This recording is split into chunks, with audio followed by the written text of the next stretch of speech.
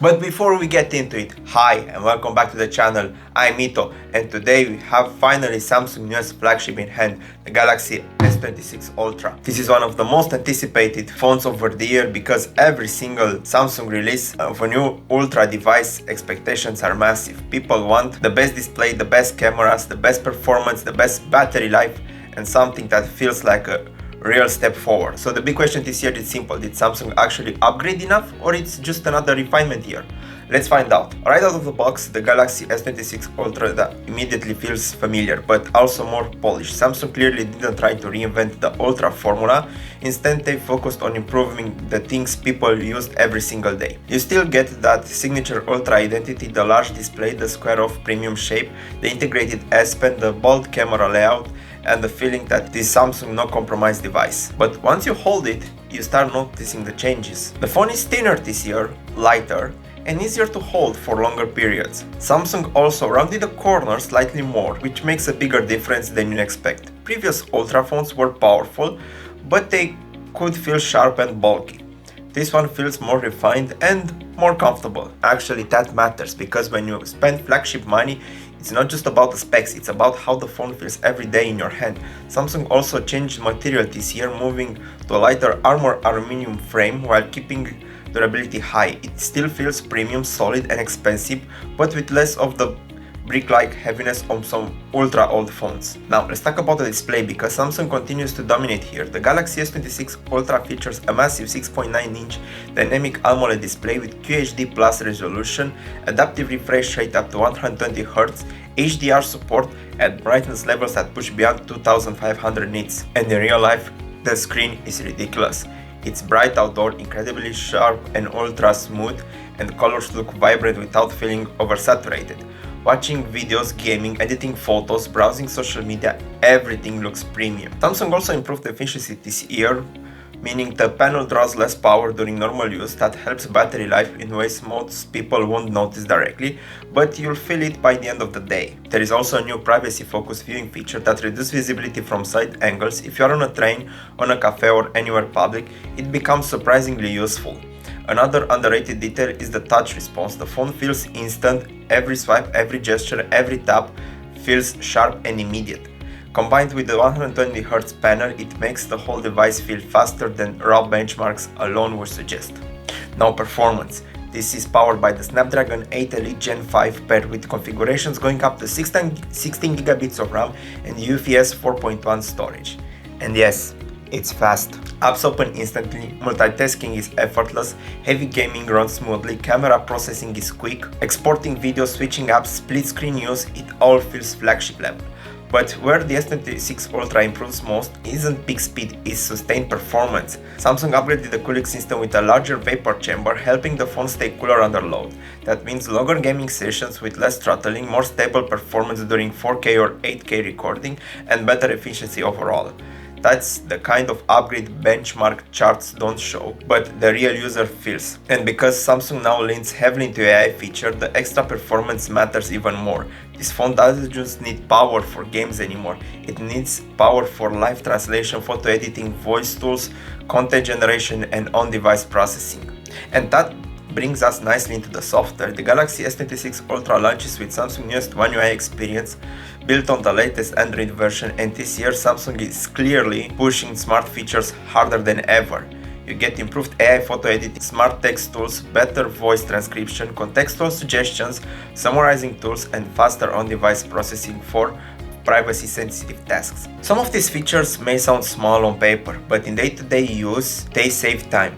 And that's where useful AI should live, quietly improving the experience, not just existing for marketing slides. Samsung also remains one of the best brands for customization. You can change layout, gestures, multitasking behavior, themes, widgets, split screen setups, edge panels, files handling, automation routines, almost everything. If you like to be in control, Samsung still leads. Now let's talk about cameras because this is where the Ultra phones earned their name. The Galaxy S26 Ultra features a 200 megapixel main camera with a brighter aperture than before, f1.4, an ultra-wide lens and multiple telephoto lenses for advanced zoom performance, and the headline here is simple: versatility. Few phones let you shoot this many different styles this well. The main camera captures sharp detailed photos with strong dynamic range and excellent daylight results. Colors look punchy but clearer than before, and Samsung appears to have improved over-processing this year. Low light also benefits from the brighter aperture, more light hitting the sensor, meaning clear shadows, better night details and less noise. And then there is zoom. Samsung continues to dominate long-range zoom photography. Whether it's 3x, 5x, 10x or pushing beyond up to 100x, the S26 Ultra remains one of the most zoom camera phones available, and this matters more than people think, because zoom isn't just for the moon or gimmicks.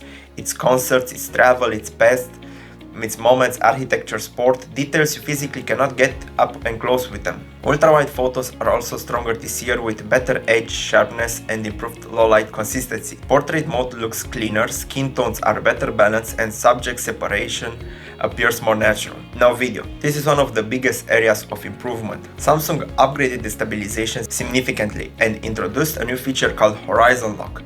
This keeps the footage level even if you tilt and rotate your phone while recording 360 degrees, and in real world use while walking, handheld vlogging, filming while moving, it makes a visible differences.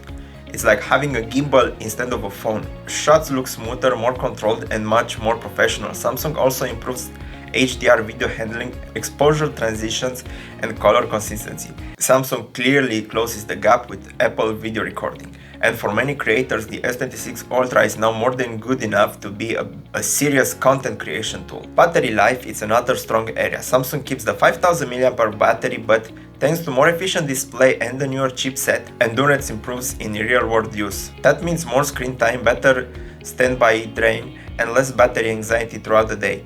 Even heavy users should comfortably reach the evening without needing to recharge. And speaking of recharge, the charging also improves, moving up to 60 watts wired charging. That means faster top-ups when you need them the most, plug in for a short period and you can gain a meaningful amount of battery quickly. Wireless charging for those who use it remains strong, and reverse wireless charging is still here for earbuds or accessories. Now let's talk about one of the most unique reasons people choose the S26 Ultra or Ultra phones in general, the S Pen. This is something that no other mainstream flagship really offers in the same integrated way, and it's more useful than you expect. Quick notes, sliding PDFs, editing photos precisely, remove camera shutter control, highlighting screenshots, navigating tiny UI elements, handwriting ideas and drawing. It adds genuine usability. It's one of those features that sounds niche until you use it regularly and you cannot go back without living with an S Pen. Then suddenly it becomes hard to give up. Build quality is also excellent. You get premium materials, water resistance, strong durability, flagship loud stereo speakers, and a device that feels expressive from every single angle. Connectivity is also top tier. Wi-Fi 7 support, improved 5G efficiency, strong Bluetooth performance, fast location tracking, reliable call quality. It has everything you expect at this price point. And then there is the ecosystem value. Samsung works not only with Galaxy products, but broadly with Windows, PCs, Android tablets, smart TVs, wearables, earbuds, and many third-party accessories. That flexibility matters. Apple ecosystem is polished, but closed. Samsung is broader and more open. So what actually sets the S26 Ultra apart this year?